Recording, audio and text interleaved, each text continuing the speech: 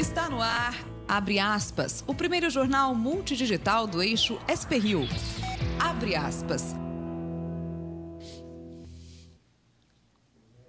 Olá, muito bom dia. Quinta-feira, 7 de fevereiro. No ar, o Abre Aspas, o primeiro jornal multidigital do Vale do Paraíba.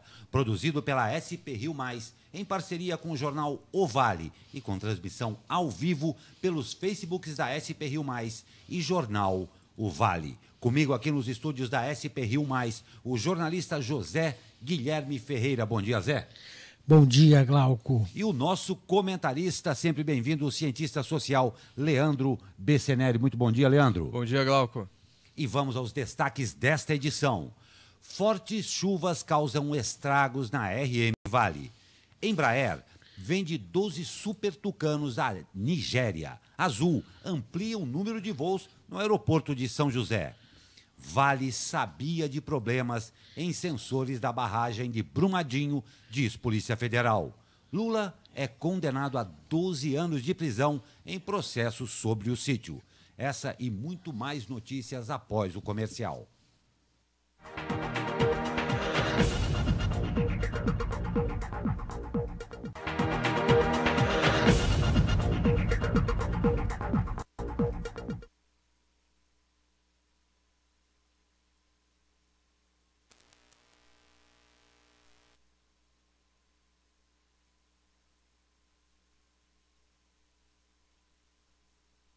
Ser liberada agora às 8h30 da manhã. A concessionária interditou ontem de manhã a rodovia por segurança.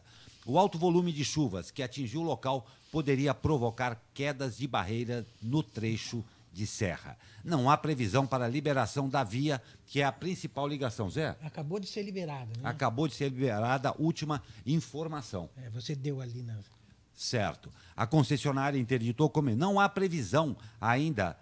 O protocolo de segurança da via exige que a Tamoio seja interditada caso os pluviômetros registrem 100 milímetros em 72 horas. Entre os dias 4 e 6 de fevereiro, a concessionária registrou o volume de 106 milímetros de chuva. Os bloqueios foram realizados na altura do quilômetro 58 no sentido litoral e no quilômetro 81 no sentido São José dos Campos. Outra estrada da região que registrou problemas com as chuvas foi a BR-101 a Rio Santos. Na tarde de ontem, uma árvore caiu sobre a rodovia, causando a sua interdição na altura do bairro da Praia das Cigarras, em Caraguatatuba. Esse trecho, que faz a principal ligação entre Caraguatatuba e São Sebastião, ficou algumas horas interditado. A Polícia Rodoviária informou que a via foi liberada e o trânsito segue normal. Outros trechos da Rio Santos registram interdições parciais, como a Serra de Maresias, em São Sebastião, que teve que adotar o sistema de pare-siga devido aos deslizamentos de encostas. As chuvas também deixaram moradores desalojados e provocaram estragos no litoral norte. As 4 cidades do litoral norte estão em estado de atenção devido a esse enorme volume de chuva, não é? Em São Sebastião, as chuvas começaram no início da tarde de ontem e deixou várias ruas alagadas, além de 35 pessoas desalojadas. Segundo a Defesa Civil, o bairro mais atingido foi o Enseada, onde 10 casas foram tomadas pela água e as famílias tiveram de deixar os imóveis. Em Caraguatatuba, 15 pessoas ficaram desalojadas. Segundo a Prefeitura, vários bairros foram atingidos por alagamentos e equipes da Defesa Civil estão fazendo visitas às áreas de risco. Ubatuba foram registradas quedas de árvores e alagamentos. Vários bairros foram atingidos, mas apenas uma família do bairro Estufa 2 está desalojada. Ilhabela, a Defesa Civil informou que atendeu a 82 ocorrências durante e após o temporal. Na ilha, 4 famílias que estavam em áreas de risco estão desalojadas. No bairro Itaguaçu, uma pedra de 25 toneladas deslizou com a força da chuva e interditou uma via.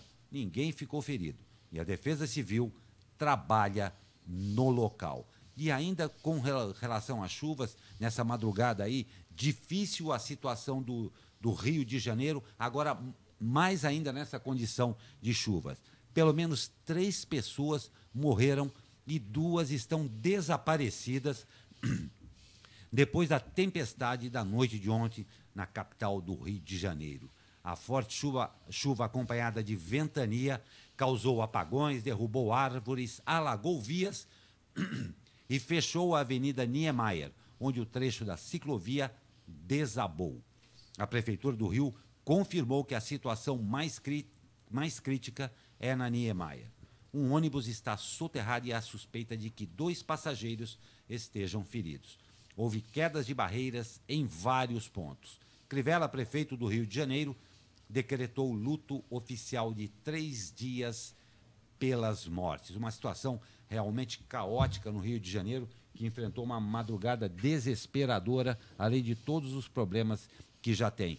Nós vamos atualizando essas informações ao longo da nossa edição aí e vamos pegar carona nisso daí e vamos ver o que tem o meu amigo Caio Souza a dizer do tempo. Fala, Caio Souza! Fala, Glauco Turzi, muito bom dia. E depois de uma quarta-feira complicada, com chuva intensa, muitos transtornos, São Paulo ainda tentando voltar à normalidade, com bastantes alagamentos, né? A tendência é que o tempo nesta quinta-feira tenha uma melhora em comparação ao que a gente viu ontem. Nós ainda teremos aí um dia de céu predominantemente nublado, mas a partir da tarde o sol pode já aparecer entre nuvens e fazendo até com que as temperaturas se elevem um pouco. A máxima prevista na região do Vale do Paraíba é de 24 graus. Na capital paulista ficaremos com 23, no litoral norte com 24 e na Serra da Mantiqueira com 21 graus. Hoje, as condições de chuva são de chuva fraca e isolada. Não temos mais aquelas previsões de chuvas com intensidades mais altas, mas ainda precisa ficar atentos, principalmente aos deslizamentos de encostas, pois os solos estão muito úmidos com a chuva dos últimos dias. O restante da semana, tanto a sexta quanto o final de semana, a tendência é de melhora nas condições do tempo, não temos previsão de chuva e o sol já volta a brilhar com as temperaturas se elevando, podendo chegar e até passar dos 30 graus lá no final de semana. Caio Souza, direto da sala de operações do Tempo Vale, para o jornal Abre Aspas. Muito obrigado, Caio Souza. Nós estamos realmente enfrentando dias aí de muita chuva, num verão atípico e uma temperatura e um clima atípico também no mundo inteiro. Talvez resultado do bicho ser humano que mexeu tanto na nossa natureza que agora ela está cobrando o seu preço. Chegou a vez dela. E vamos falar de balança comercial. A RM Vale começou o ano bem economicamente. A balança comercial iniciou com um saldo positivo de 204,1 milhões de dólares, volume 176% maior em comparação ao superávit de janeiro do ano passado. Os dados foram divulgados ontem pelo Ministério da Economia. Das 23 cidades do Vale, 7 fecharam o mês com superávit e 16 com déficit na balança comercial. O melhor superávit foi na cidade de Ilhabela, seguido por São José dos Campos. Jacareí registrou o maior déficit em comparação com janeiro de 2018, com uma queda de 91%. Leandro, são bons ventos que estão aí pela nossa proa? Estão vindo bons ventos começando o ano bem ou é só uma coisa muito setorizada? Eu acho que está começando o ano bem, mas tem que avaliar qual que é a sustentabilidade disso ao longo do ano, né? E a gente tem que ver também quais são os produtos que estão sendo exportados para fazer essa balança comercial. Está positivo, isso é um dado muito bom, né, para a nossa região. Mas, por exemplo, a gente sabe que São José dos Campos provavelmente é a questão dos aviões, né? Então, por conta da exportação de aviões, a gente está tendo uma balança comercial positiva nesse início de ano. Só que tem que ver qual que é a programação também de entrega de aviões da Embraer, porque pode ser que muitos aviões que estavam para entregar foram entregues agora e que depois, né, no próximo mês, vai ser uma entrega um pouco menor. E no caso de Ilhabela, eu creio, não sei, mas eu acho que deve ser a questão do petróleo, né? Então, Então, a questão do petróleo que está influenciando a balança comercial ficar tão positiva. Mas é um dado bom para a nossa região. Estamos carentes de boas notícias também, né? Exatamente. Nem fale. E pegando carona no que você disse sobre a Embraer, a divisão de defesa da Embraer recebeu a encomenda de 12 aeronaves militares de ataque leve A-29 Super Tucano. O pedido, divulgado ontem, foi feito pela Força Aérea da Nigéria. A fabricante brasileira não informou os prazos estipulados em contrato. As aeronaves serão produzidas em Jacksonville, na Flórida, e, segundo a Embraer, foram adquiridas para a Nigéria realizar missões de apoio aéreo tático. O valor da encomenda também não foi divulgado. A Nigéria foi o 14º país a adotar o modelo, que foi lançado em 2004. Além do Brasil, Estados Unidos, Afeganistão, Chile, Colômbia, dentre outros países, também têm aeronaves Super Tucano. O avião turbo-hélice tem capacidade para decolar e aterrissar em pistas irregulares, além de ser equipado com sistemas eletrônicos, eletroópticos, infravermelho e laser, ideal para vigilância de fronteiras e monitoramento aéreo. Indiscutivelmente, o produto é fantástico e maravilhoso. Como é que você vê a produção desse avião lá em Jacksonville? Já são alguns sintomas? Como é que você vê esse posicionamento aí? Não, na verdade, eles já são produzidos lá, né? Certo. Eu estou falando em termos do que nós temos aí de parâmetro. É Boeing, Embraer, defesa e tal, a nossa economia local. Eu acho que assim, ele era.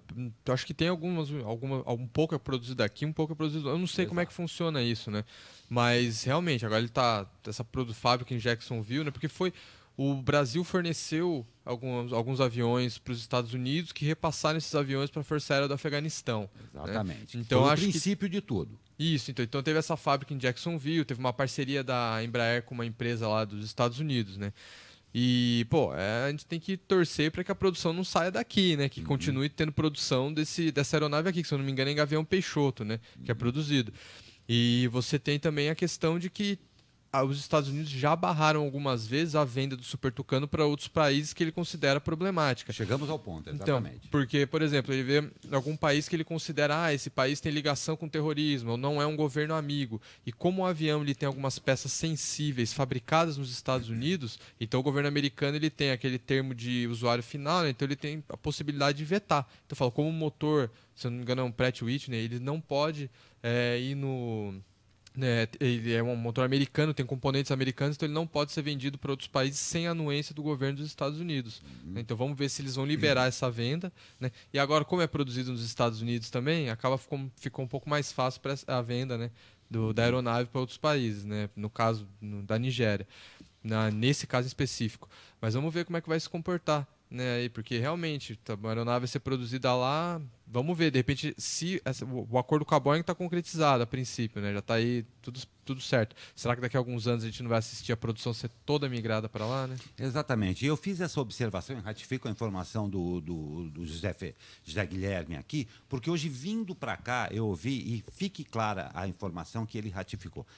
Já existia essa fábrica lá, ele já é produzido lá. Não foi em função do acordo Embraer-Boeing que passou a ser feito lá. Então, eu fiz essa observação exatamente para ratificar, porque tem muita gente que achou, e lendo a notícia, imagina que agora, do nada e de repente, em função do acordo, eles transferiram a fábrica para lá. Que fique claro isso daí. Mas tem boa notícia dos ares aqui também. A Companhia Aérea Azul amplia número de voos no aeroporto de São José. O aeroporto Professor Urbano Ernesto Stampf, em São José dos Campos, passa a contar, a partir desta semana, com um segundo voo diário com destino ao Rio de Janeiro, informou a Prefeitura nesta quarta-feira. De acordo com a administração, a decisão partiu da empresa Azul, após um aumento na demanda de passageiros no terminal joseense.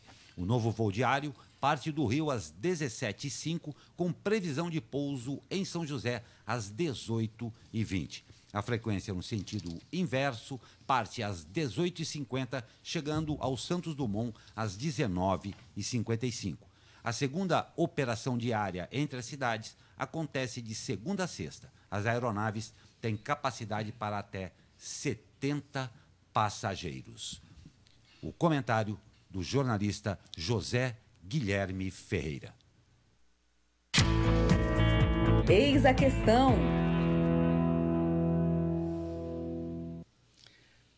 A Azul, como vimos, vai aumentar o número de voos a partir do aeroporto Professor Urbano Ernesto Stampf, em São José dos Campos. Nessa notícia, o Stampf geralmente passa batido, como muitos outros nomes que batizam ruas e praças Brasil afora. Sim, há aqueles que veem graça no sobrenome com cara de onomatopeia, mas a curiosidade acaba aí, Stampf. Alguns nomes, meros frutos de bajulação política, merecem mesmo esquecimento. Mas não o nosso Stampf, considerado o pai do motor a álcool do Brasil, um inventor que muito contribuiu para o desenvolvimento tecnológico do país. Foi, pois, mais do que justa a lei sancionada então pelo presidente Lula em novembro de 2004, que homenageou o professor, perpetuando seu nome no aeroporto da sua cidade de formação. Stampf, nascido em Não Me Toque, no Rio Grande do Sul, formou-se no Instituto Tecnológico de Aeronáutica, na turma de 1950. Trabalhou na Escola de Engenharia da USP, São Carlos, e também na Universidade de Brasília. Seus estudos sobre a viabilidade do álcool como combustível foram feitos primeiramente no próprio ITA. Mais tarde, o então CTA passou a realizar os estudos técnicos sobre o etanol, semente frutífera do pró-álcool. Era tempo da grande crise do petróleo, com seus derivados indo para as alturas. Era então um problema mais de caixa do que ambiental que o governo da ditadura militar teve de enfrentar. Foram 3 anos, de 1973 a 1976, adaptando motores para o álcool, em trabalho árduo com engenheiros e técnicos da Divisão de Motores do Instituto de Pesquisa e Desenvolvimento, o IPD. Stampf-se sempre à frente. As informações são do livro Professores Pioneiros do ITA. O primeiro veículo movido a álcool foi um Dodge Polara, hoje uma peça do Memorial Aeroespacial Brasileiro, que os joseenses e vale-paraibanos deveriam conhecer. O Dodge era um carrão, uma brasa mora, e o álcool uma grande aventura, mas essa é uma outra história. Pois é, uma parte da história que realmente todos nós precisamos conhecer. É, muito legal. Né? Muito legal. Muito pessoal. legal mesmo. E boa essa informação. O carro está lá no Museu Aeroespacial Brasileiro, ali do lado do aeroporto de São José. Recomendo todo mundo ir lá. É muito bacana. É muito bacana mesmo, muito bacana mesmo. E a chuva não se limitou a fazer estragos aí nas nossas serras e nas nossas cidades. Ela também adiou a assembleia do sindicato com os trabalhadores. O Sindicato dos Metalúrgicos de São José dos Campos cancelou a assembleia com trabalhadores da GM devido à chuva. A Assembleia servirá para votar o pacote de 10 propostas da montadora e o adiamento causou mais tensão na GM. A atividade foi remarcada para hoje, às 14h30. A GM cobra a aprovação completa das propostas como contrapartida para trazer investimentos ao complexo industrial da empresa em São José, que estaria ameaçado de fechar as portas nos próximos anos. A negociação envolve a vinda de novos projetos para a unidade, que produz atualmente a picape S10 e a SUV Trailblazer. Entre as propostas feitas pela GM estão o congelamento do salário em 2019, cortes na PLR e no adicional noturno, além da redução do piso salarial de R$ 2.300 para R$ 1.700. Está se estendendo também isso tudo, né? Mais do que chuva, eu acho que eles estão pensando bem, porque essas propostas são terríveis, né? São terríveis. A empresa está fazendo, no fundo, o papel da empresa, que é maximizar o lucro dos seus acionistas, né? Então, toda empresa privada tem como objetivo esse. Você maximizar o lucro do acionista. E como que eles estão fazendo isso? Então, o que dá para enxugar? Vamos tentar meter uma proposta aí nos trabalhadores e tirar direito deles, né? Tirar dinheiro deles. Então, é isso que está acontecendo. E aí, o que eles falam? A gente faz um investimento, a gente coloca um investimento numa nova plataforma, mas vocês têm que aceitar. Eles não... Entenda uma coisa, com investimento eles não vão tomar prejuízo. Eles vão continuar lucrando pra caramba. Entendeu? Mas eles vão continuar, com essa proposta, aumentar ainda mais a margem de lucro dos veículos deles. Então, é isso que a empresa está fazendo. E cabe ao sindicato agora, né, a coletividade dos trabalhadores, tentar negociar de alguma forma. Eu vi que algumas coisas parece que já estão sendo aceitas, né? A questão do piso, rebaixamento do piso salarial, algumas coisas pontuais tem que ser, né, o sindicato vai aceitar, também não pode ser 100% intransigente o tempo inteiro, senão também você não cria uma situação complicada, né? É inegociável, né? Mas tem que lutar por isso aí, porque senão ano que vem novamente, a gente já viu, a GM faz isso sempre, todo ano eles fazem isso, entendeu? Então assim, ano que vem eles vão vir novamente, a gente vai fechar a fábrica, vai ser isso, vamos tirar investimento. E novamente vai acontecer. Então eles têm que de alguma forma tentar resistir a isso e tentar negociar da melhor forma possível. Não tem dúvida. Agora, tem coisa pior do que reprise de filme de terror que a gente não gostou? É verdade. E vamos ver. E se a chuva permitir, quem sabe a coisa se ajusta. E falando em ajuste, o ajuste previsto para o aumento na tarifa de ônibus em São José dos Campos segue suspenso. A Justiça negou nesta quarta-feira o recurso da empresa Sanspenha, uma das operadoras do transporte coletivo, para liberar o aumento da tarifa de ônibus no município. O aumento deveria começar no último dia 28, mas foi suspenso por uma liminar da Defensoria Pública. A Prefeitura já havia tentado 2 recursos, em primeira e segunda instância, ambos negados. De acordo com a Defensoria Pública, o governo não promoveu audiências públicas para que os usuários do transporte pudessem participar dos estudos, auditagem e definição das tarifas. E além do ônibus, outra pauta que está no dia a dia dos joseenses é, claro, o Arco da Inovação. Ontem a Prefeitura de São José realizou a primeira reunião aberta para apresentar o projeto da ponte estaiada à população, quase 2 meses depois do início das obras. A reunião teve a participação de um representante do Banco Interamericano de Desenvolvimento, que vai fornecer 48,5 milhões para a obra. A população presente manifestou-se contra a construção da ponte e questionaram a falta de participação efetiva antes do início da construção. Também foi questionado o uso do recurso fornecido pelo BID, que pode ser usado apenas para projetos de infraestrutura.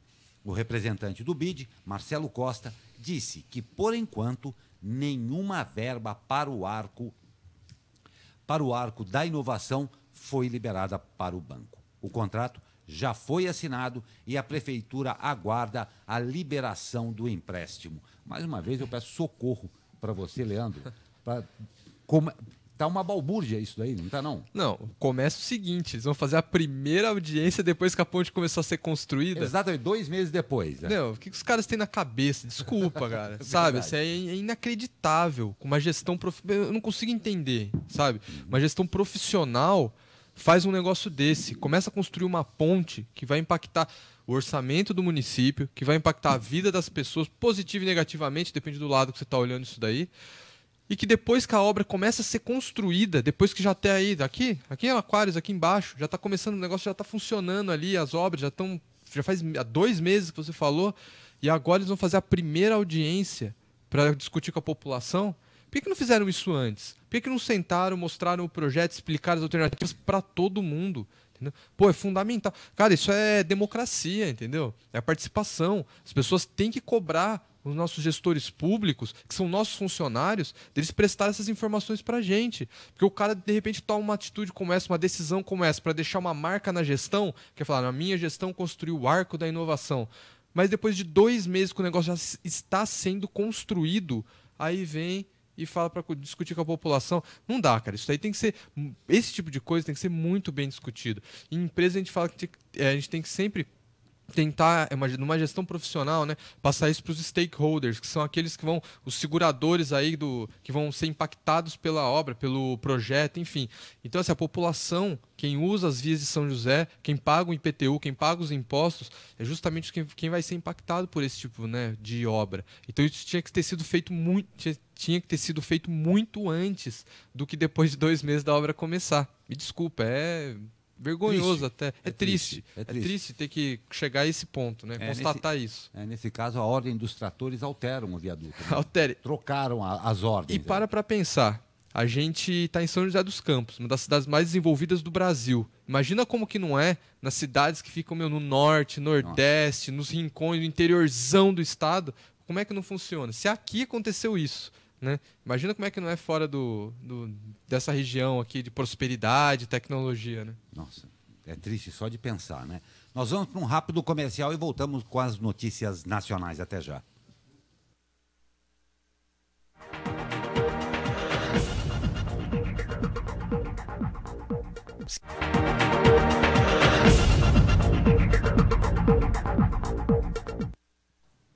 E nós voltamos lembrando a você que o Abre Aspas, claro, é transmitido ao vivo pelo Facebook da SP Rio Mais e também pelo Facebook do Jornal O Vale. E a sua participação está aberta. É o que fez aqui o nosso internauta ou teleinternauta, como queiram aí, o Douglas Leite, que perguntou, e eu passo a pergunta aqui, cadê o VLT, que é o veículo leve sobre trilhos? E fica aí uma pergunta, que é uma composição aí da prefeitura. Sim, nós temos que mandar essa questão para o prefeito e seu secretário responder. Exatamente. Douglas, eu passei isso daqui, é claro que nós vamos passar isso daqui, lembrando que a sua participação é sempre importante, você está sempre conosco aqui também, Douglas Leite, nós vamos encaminhar isso daí. Glauco, fazer uma observação.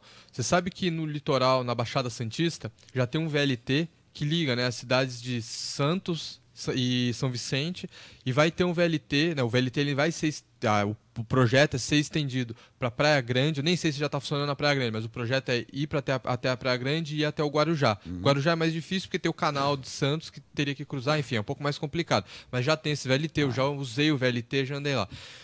Eu morei numa cidade na Inglaterra, né, em Sheffield, e lá tem uma cidade mais ou menos do porte de São José, na casa de 700 mil habitantes. E eles têm um VLT. E é um sistema de transporte que funciona super bem. Um sistema que não polui, não pega engarrafamento, sistema super eficiente. Então, assim, para uma cidade do tamanho de São José, que está se expandindo, a gente tem... O São José continua crescendo, né? Hoje a gente está com mais ou menos 713 mil habitantes na cidade e crescendo. Então, assim, não só a expansão da mancha urbana, mas a expansão populacional também, a gente vai ter que ter alternativas de transporte. O VLT é uma ideia muito interessante, que tem seus custos, obviamente, de implantação. São Paulo, por exemplo, tem um VLT, que é o antigo fura-fila, que não termina nunca aquela obra, mas tem uma proposta bem interessante. E eu acho que é legal a pergunta do nosso, né, internauta aí, ressaltando esse ponto. Né? Porque, na verdade, está em discussão se é sobre trilho ou sobre pneu, né? Isso, é sobre trilho ou pneu. Perfeito, agradeço. Muito obrigado, Douglas. Nós vamos encaminhar, claro, como tudo o que nos chega e que não nos compete, nós enviamos e informamos depois também do resultado. Muito obrigado. E vamos ao nacional. Lula é condenado a 12 anos de prisão em processo sobre sítio. A juíza federal Gabriela Hart condenou o ex-presidente Luiz Inácio Lula da Silva a 12 anos e 11 meses de prisão na ação penal sobre as reformas realizadas no sítio Santa Bárbara, em Atibaia, alvo das investigações da Operação Lava Jato. O sítio teria sido reformado por empreiteiras investigadas por corrupção, como a OAS e Odebrecht. Segundo a defesa, foram desconsideradas provas de inocência apresentadas no processo. Lula foi condenado pelo crime de corrupção passiva por afirmar ter recebido R$170 mil em vantagens indevidas da OAS em 2014, quando ele não exercia função política. O advogado de Lula, Cristiano Zanin Martins, disse que recorrerá da condenação. Lula está preso desde 7 de abril pela primeira condenação no caso do triplex em Guarujá. O ex-presidente cumpre outra pena de 12 anos e 1 mês de prisão imposta pelo Tribunal Regional Federal da 4ª Região pelos crimes de corrupção passiva e lavagem de dinheiro. É o que a gente espera que aconteça com qualquer cidadão brasileiro que pratique algum ato errado. Simples assim.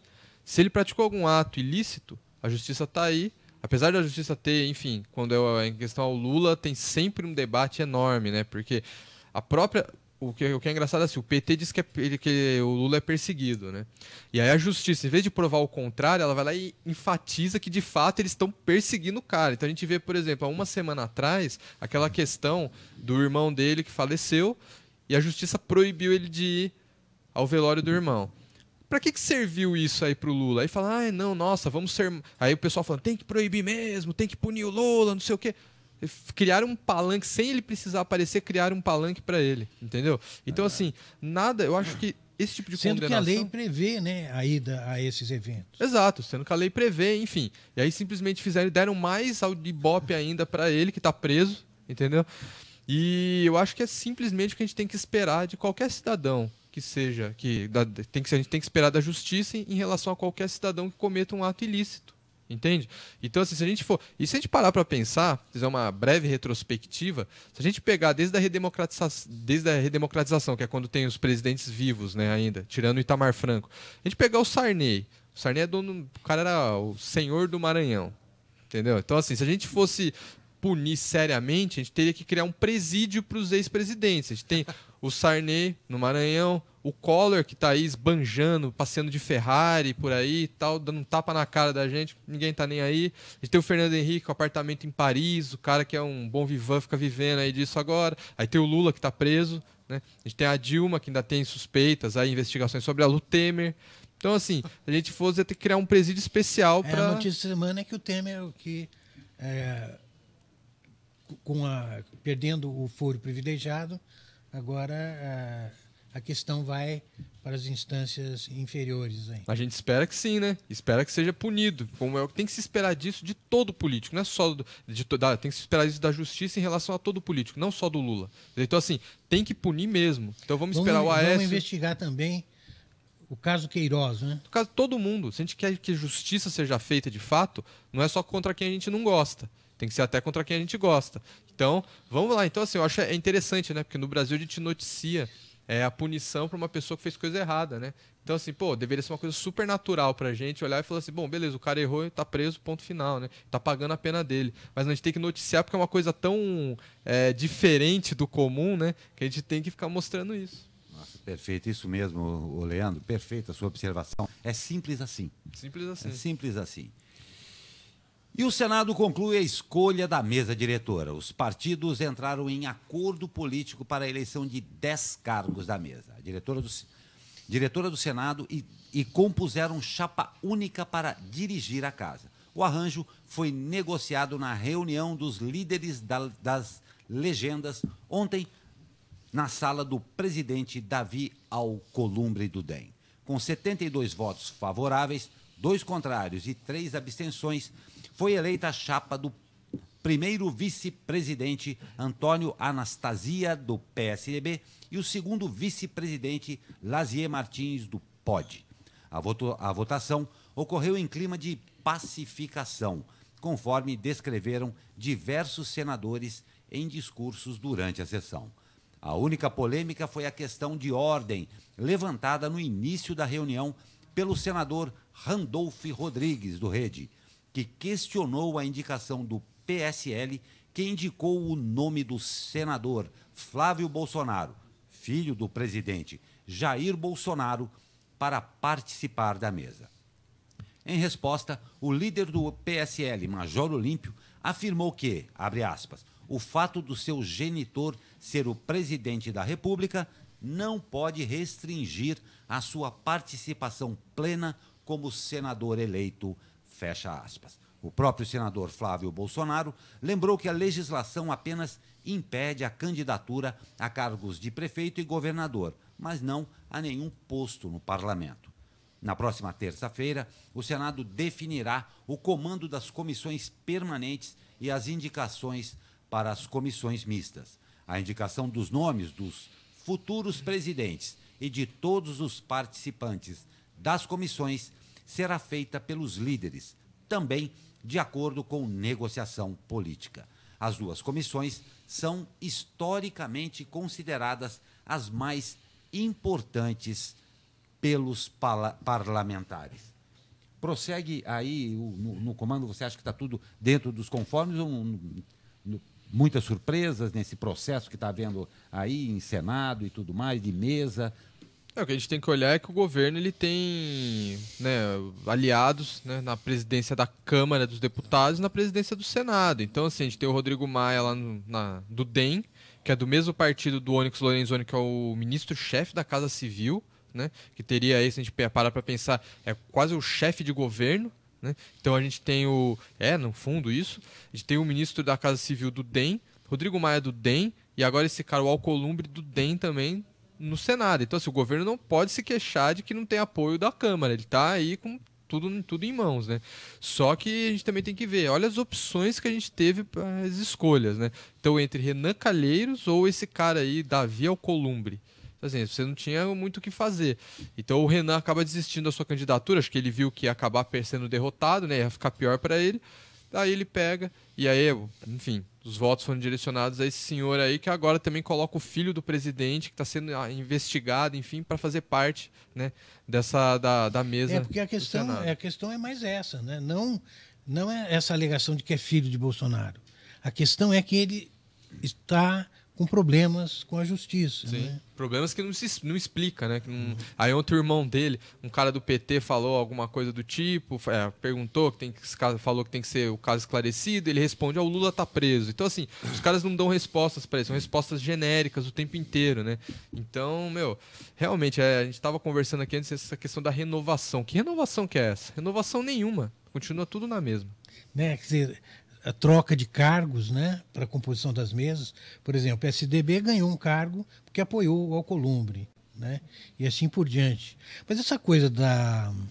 É o toma lá da cá. Né? Pois é, mas essa coisa da renovação passa também por personagens esquisitos, né? Passa, tem umas coisas aí bem estranhas. Você estava comentando com a gente sobre aquele deputado que queria proibir anticoncepcional. É Márcio Lambre, do PSL, o nome do glorioso deputado aí. O cara tem um projeto de proibição da distribuição de anticoncepcionais, pílulas do dia seguinte e DIU, né, em dispositivo intrauterino. Então, porque ele diz que isso é abortivo. Então, assim, para começar, qual a formação desse cara? Ele não tem formação na área médica, tá? Ele não entende nada disso, está simplesmente falando besteira, né, para variar. Então, o cara, ele está propondo isso, e qual que é a proposta dele? É que sejam destruídos todos os medicamentos que existam nas farmácias, tem que ser tudo incinerado, tudo destruído, para que ninguém tome, para que nenhuma mulher, no caso, porque, lógico, a política dele ele não está pensando em hipótese alguma em ter alguma restrição para o homem, mas para a mulher ele já está, lógico, atacando isso daí, né? Então, a proposta dele é fazer essa proibição, porque ele diz que a pílula do dia seguinte é abortiva e não é. Se ele lesse na Wikipédia, explica como que funciona e não é abortiva, ela justamente evita uma situação que mais para frente poderia ocorrer um aborto. Entendeu? A pílula anticoncepcional não tem nada de abortiva, simplesmente evita, né, a ovulação da mulher, então é muito pelo contrário. E o DIU a mesma coisa. Então, assim, o cara não entende nada, tá fazendo besteira para variar, entendeu? Então, assim, o cara tá gastando recurso público para ficar fazendo proposta que não sem pé nem cabeça. Então, lamentável, né? Você tem que ler uma matéria dessa e parece que é brincadeira. Você fala, não, isso aqui é uma piada. Aí você vai olhar, não, o cara realmente tá propondo aquilo. Então, lamentável, né? Lamentável, muito triste, muito triste. E uma notícia que balançou aí a todo mundo, no caso de Brumadinho, é a respeito que a Vale sabia de problemas em sensores da barragem de Brumadinho, conforme diz a Polícia Federal. Um dos engenheiros ouvidos pela Polícia Federal sobre o rompimento da barragem disse em seu depoimento que se sentiu pressionado a assinar uma declaração de estabilidade da barragem. A Polícia Federal afirmou que e-mails indicam que a Vale sabia de problemas em sensores, pelo menos 2 dias antes do rompimento. A informação foi divulgada ontem com exclusividade pelo G1. O delegado da Polícia Federal, Luiz Augusto Nogueira, ouviu André Jun Yasuda e Makoto Namba na sexta-feira passada em Belo Horizonte. Os engenheiros trabalham para a empresa alemã TÜV Süd, contratada pela Vale para fazer a inspeção na barragem em Brumadinho. Uma situação que ainda está sendo apurada aí. E agora o último balanço, conforme o último balanço divulgado nesta quarta pela Defesa Civil de Minas, até o momento foram resgatados 150 corpos. Desse total, 134 vítimas foram identificadas e 16 permanecem sem identificação. Segundo a Defesa Civil, 182 pessoas ainda estão desaparecidas. Com relação a essa notícia aqui da Vale, saber dos problemas em sensores, abriu um novo capítulo em toda essa tragédia que já aconteceu aí, um capítulo extremamente sério. Sim, agora a responsabilização, né, da Vale ganha peso, né? Sim. E assim, eu acho... a Polícia Federal prendeu esses engenheiros. Legal, eles passaram essas informações, enfim, tem que punir mesmo. Agora, é a diretoria da Vale, porque assim, esses caras são terceirizados, é de outra empresa, entendeu? Pô, a Vale é responsável por isso daí. Eles têm mais um monte de barragens espalhadas por Minas Gerais. E aí prenderam os caras, legal, avaliaram os e-mails. Então já se sabe por antecedente, né? Já se sabe que eles sabiam disso antecipadamente, que existiam problemas ali. E aí o cara falou que, né, um dos engenheiros falou que se sentiu pressionado. Você acha que não? Você acha que a Vale ia falar o quê? Ia falar, não, tudo bem, então você não vai dar o laudo, a gente vai fechar a barragem amanhã. Não é assim que funciona, cara. São negócios, entendeu? Então assim, o cara já falou, assina isso daí e a gente vê depois. Que é como acontece. E a Vale não se ninguém da Vale foi responsabilizado ainda.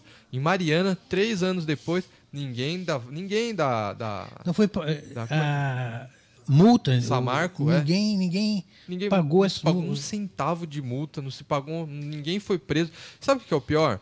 É que assim, o poder público ele vai e ele faz toda essa operação que a gente está vendo, helicópteros, envio de doações, bombeiros se matando lá em Minas, se contaminando para tentar, né, só achar sobreviventes, achar corpos total ali. Mérito a eles, claro. Então, total mérito a eles.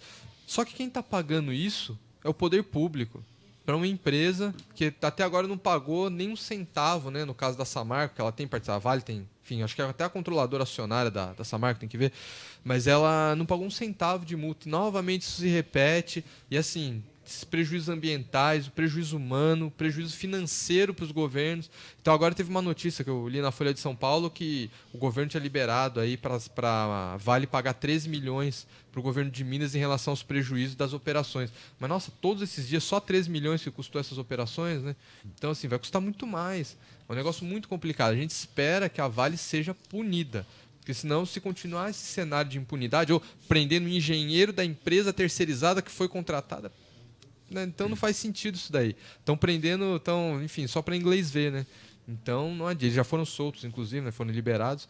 Mas, enfim, espera-se uma punição exemplar nesse caso, não só uma resposta, né, para o do Brasil, né, para os brasileiros, mas também para o mundo, né? Nossa, aí é triste. E o brasileiro continua na fila de espera para que a justiça seja feita, né? Nós vamos para um pequeno break comercial e já voltamos.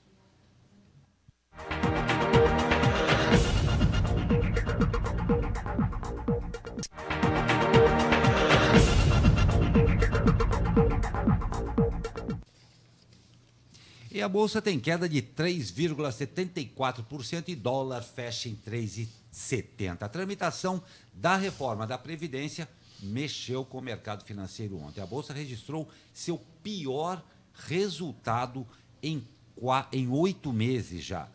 O Ibovespa encerrou o pregão, como eu disse, de ontem, com queda de 3,74% aos 94.635 pontos. O dólar comercial fechou o dia em alta de 1,09, cotado a 3,70. O euro também valorizou, subiu 0,54% e encerrou o dia custando R$ Essa reforma da Previdência ainda vai mexer muito, não só com o mercado financeiro, né, mas com a sociedade em termos num todo. Olha, reforma da Previdência é uma questão complexa. Né? Se a gente for falar, aqui a gente pode ficar horas aqui debatendo isso. Eu acho que a gente tem que tentar entender o seguinte: ajustes são necessários? São muito necessários. A população brasileira vem envelhecendo, né? Nossa força de trabalho vem envelhecendo. A gente tem aí uma expectativa de vida, uma esperança de vida muito maior do que a gente tinha, por exemplo, há 20, 30 anos atrás. Hoje as pessoas estão vivendo muito mais. As novas tecnologias estão fazendo com que as pessoas vivam mais, que seja uma vida mais confortável conforme a idade vai avançando. Então esse é um ponto. O outro ponto é que, de fato, existem alguns excessos, que existem algumas coisas que precisam ser combatidas, tem alguns privilégios na Previdência que precisam ser combatidos, que de fato estão tomando aí, estão sugando muitos recursos importantes, né, que deveriam estar aí à disposição da Previdência. Agora, a gente tem que pensar o seguinte: qual que é o objetivo da reforma da Previdência? Por que estão querendo reformar? Tirando esse fato, né, de torná-la mais eficiente e tudo mais, por que estão querendo reformar a Previdência? Por que, por exemplo, o Bolsonaro vai no Fórum de Davos e fala que vai ter uma reforma da Previdência no Brasil? O que isso importa para o investidor internacional? Por que esse entrave na reforma da Previdência acaba refletindo nas bolsas de valores? Olha que maluquice esse negócio, entendeu? Então, assim, o Paulo Guedes, o ministro da Economia, ele vem a público e fala assim: a gente vai ter uma economia de R$1 trilhão em 10 anos com a reforma da Previdência. Economia para quê? Por que se economiza com Previdência? O nome da Previdência é Previdência Social. A Previdência ela é um sistema de apoio, é uma rede de proteção social. Ela é um sistema de proteção social que serve para o seguinte: quando a pessoa está já numa idade avançada e não consegue mais trabalhar, não pode mais trabalhar ou não encontra mais um emprego, que ela possa se aposentar, certo? Recebendo um salário digno, de forma que ela não precise ficar dormindo nas ruas, de forma que ela não precise passar fome. Principalmente porque isso contribuiu, né? Principalmente porque isso, exatamente, foi contribuído. E mesmo quem não contribuiu, né? Mesmo a pessoa que não contribuiu tem direito a um salário mínimo para não morrer de fome, que eu acho que é uma questão de dignidade, é respeito com as pessoas mais velhas. Acima de tudo. Antes de qualquer debate, vamos respeitar, né, quem esteve aqui antes da gente, que possibilitou a gente estar aqui. Então, por que o governo resolve estar tão focado em uma reforma da Previdência? Primeiro, não é pela efetividade da gestão, nem para melhorar a questão dos velhinhos. A gente está vendo que o cara está falando em economizar. E quando se trata de política social, de amparo social, não é o mesmo raciocínio que se usa para a empresa. O cara está fazendo conta de empresa. A empresa coloca 20, tem que tirar 40 daqui a um ano. Não é assim. Entendeu? A Previdência ficar deficitária não é uma questão igual de empresa. A Previdência está no vermelho. Se a Previdência tiver que ficar no vermelho, tem que ficar e ponto final. Porque é um dinheiro que está sendo investido no bem-estar social da população. E aí quando a gente chega e fala assim: então vamos economizar R$1 trilhão em 10 anos. Legal. Economia para quê? Para pagar juros da dívida? Para pagar banqueiro? Para melhorar o lucro dos acionistas da empresa tal que comprou título da dívida pública? Então, assim, isso é uma maluquice. Me desculpa, não tem como aceitar o cara falar de economia. Tem que sanar os problemas que tem que tornar mais eficiente, tem que fazer auditoria, a questão da idade mínima provavelmente vai ser elevada e tem que ser, porque infelizmente, né, a gente está envelhecendo, daqui a pouco o pessoal vai estar vivendo 100 anos e a gente vai estar com idade mínima de 60 anos, então quase a metade da vida da pessoa. Então tudo bem. Vai se elevar um pouco. Agora, o que não dá para aceitar é essa questão dele falar: não, vamos economizar R$1 trilhão. Economizar para quê? Então, assim, mostra para ele, você vai fazer o quê com esse 1 trilhão? Vai criar outro programa social para os idosos? O que vai fazer? Então, eu acho que, além de tudo, é uma falta de respeito com as pessoas e com os seres humanos, né? Com as pessoas idosas. Porque ele, por exemplo, ele é banqueiro, entendeu? Então, ele não está nem aí para a população que está aí na fila do SUS, entendeu? Que está aí na fila do INPS, ali no centro de São José, ali na João Guilherme, nem está nem aí para isso, entendeu? Então, assim, isso não afeta ele nem os pares dele. Aí fala: vamos economizar R$1 trilhão. Que economia é essa na Previdência Social? Previdência não é empresa. A Previdência ela é um sistema de proteção social. Então não dá para usar o mesmo raciocínio que ele está usando, que é de banco, né? Vai ser. Tem muita coisa a vir por aí ainda. Mas vamos falar de esportes. O vôlei Taubaté recebe nesta quinta-feira o Minas em jogo válido pela 16ª rodada da Superliga Masculina. O jogo está marcado para as 20 horas no ginásio do Abaeté, em Taubaté. Os taubateanos não perdem há 6 jogos no torneio nacional. Na última rodada, a equipe da região superou o São Judas Vôlei em São Bernardo por 3-0. O Taubaté ocupa atualmente a 3ª posição na classificação geral, com 35 pontos ganhos em 15 jogos disputados. As duas equipes já se enfrentaram nesta temporada. No primeiro turno pela Superliga Nacional, o Taubaté venceu o Minas em Belo Horizonte por 3-1. E há 2 semanas, as equipes duelaram pela Copa do Brasil. E o Minas eliminou os taubatianos por 3-2.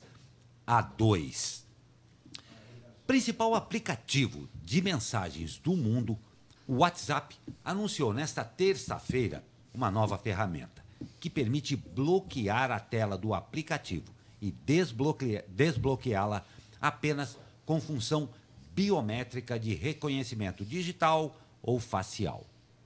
A novidade, até o momento, é exclusiva para iPhones. Não há previsão da chegada dessa função para celulares com sistema operacional Android. A ferramenta permite determinar uma quantidade de tempo para o bloqueio, desde a última vez em que o aplicativo foi utilizado. Se bloqueado, só será permitido o acesso com o uso de autenticação biométrica, funções disponíveis nos celulares da Apple. De acordo com o WhatsApp, a nova função vai fortalecer a privacidade do usuário e impedir que outras pessoas usem o aparelho sem permissão para ler mensagens. É isso mesmo? Vamos ver, né? Como é que vai ser isso daí. Gostei. Vamos ver, né? O que vai. Vamos ver, porque assim, agora a gente coloca digital, a gente já coloca senha, aí tudo que a gente coloca no aplicativo já manda para o servidor. Eles dizem que é criptografado, que nem eles têm acesso a isso. Reconhecimento facial, que tem nos iPhones. Exato, reconhecimento facial, impressão digital. Daqui a pouco vai pedir uma amostra de DNA para a gente poder desbloquear. Exame do pezinho para desbloquear o negócio. Vamos ver até que ponto que a gente vai chegar, né? Pois é, e a gente deixou essa matéria aqui para o encerramento do jornal, porque é sempre interessante, mas eu vou perguntar, eu sei que você já está esperando. José Guilherme, nós temos o que falar hoje. Tem. Então, aproveitando o gancho aí, você costuma, nas suas mensagens, colocar figurinhas, coisinha ou não? Pouco. Pô, qual que você usa mais? Assim? Eu uso o positivo e o Vida Longa e Próspera. Vida Longa. E você usa? Uso. Positivo também e o sorrisinho. Pois é. Esse ano de 2019, mais 230 novos emojis, né? Vão aparecer. Sabe o quê? Flamingo. Você pode ver na tela aí. Bicho preguiça. Vai ter um gambá. Quase o jogo do bicho aí. Eu acho que é para o jogo, para quem joga no bicho, né? Mas tem um lado assim, politicamente correto. Vai ter o cão guia, cadeiras de rodas de 2 tipos, orelha com aparelho auditivo. Eles vão ser disponibilizados no segundo semestre, mas já está causando polêmica, né? Tem 2 professoras da USP que lutam para emplacar um emoji de capivara. Acho que elas são defensoras da capivara. Tem um que homenageia o Chico Anísio, que faz assim do salário, né? É muito relevante. O salário, né? Tem também chimpanzé. E aí vai. Sabe, o Japão é o lugar onde mais tem emoji. Eles criam, acho que tem mais de 2.000. Acho que é para identificar o olhinho, mais fechado, menos fechado. Deve ter isso, né? Deve ser alguma coisa do gênero, Zé. Agora, eu vou falar uma coisa para você. Eu já sinto uma certa dificuldade nos canais por assinatura, que às vezes você se sente babando na frente da televisão e você não está assistindo nada, você está zapeando. Fiquei meia hora zapeando para ver. Com 2.000 emojis, não vai ter mais nenhuma língua, né? Letras, palavrinhas, não vai ter. Vai ter que escrever por emoji. Vamos ter que fazer outro curso. Sabe um que eu uso muito? É aquele que gargalha e chorando. Chorando de rir. Esse é bom. Esse eu uso. A gente podia fazer um cruzamento do IDH dos países com o número de emojis que tem. Então a gente vê se os mais desenvolvidos têm mais emojis, se é uma questão de desenvolvimento. Se são mais alegres. São mais alegres, pode ver isso daí. Vamos ver se no botão eles usam Exatamente. Boa. mais boquinhas abertas. Mais né? sorrisos. Mais sorrisos. É isso aí. É isso aí. Estamos encerrando a edição de hoje. Claro, agradecendo a sua participação. Lembrando que nós estamos todos os dias ao vivo por aqui. Agradecendo a nossa equipe de jornalismo que se dedica tanto para trazer esse jornal para você. E também um especial abraço a essa grande parceria, o nosso pessoal amigo e parceiro lá do jornal O Vale. Um grande abraço a todo mundo lá da redação. Amanhã voltamos com mais um Abre Aspas a partir das 9 da manhã. Ótimo dia para você e até amanhã.